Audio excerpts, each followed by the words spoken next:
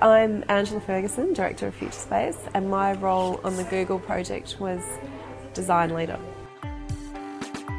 Googliness is, well, it's kind of a hard one to define because the Googlers, who are the people who work at Google, they couldn't really tell us ourselves what googly meant. It was just this kind of, it was just this feeling of being something that was aligned with their culture and something that sort of had that element of fun, and it's something that you pick up just from sort of being there and working with them and, you know, being part of their culture.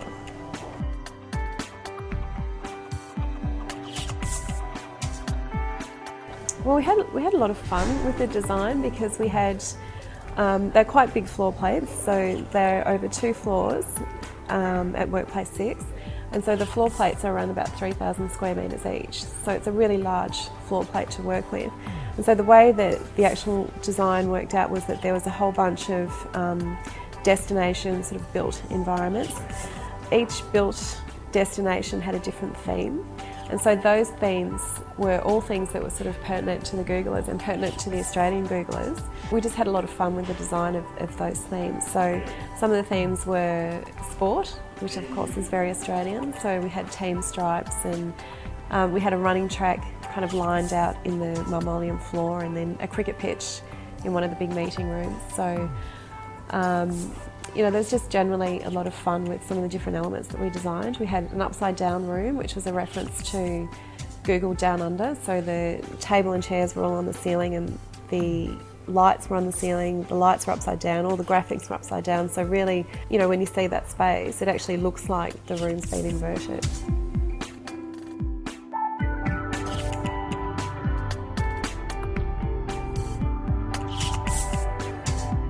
Google's known for the bright colours in the red and the yellow and the green, and because this was a sustainable office, we really wanted to emphasise that from the moment that you walked in the door.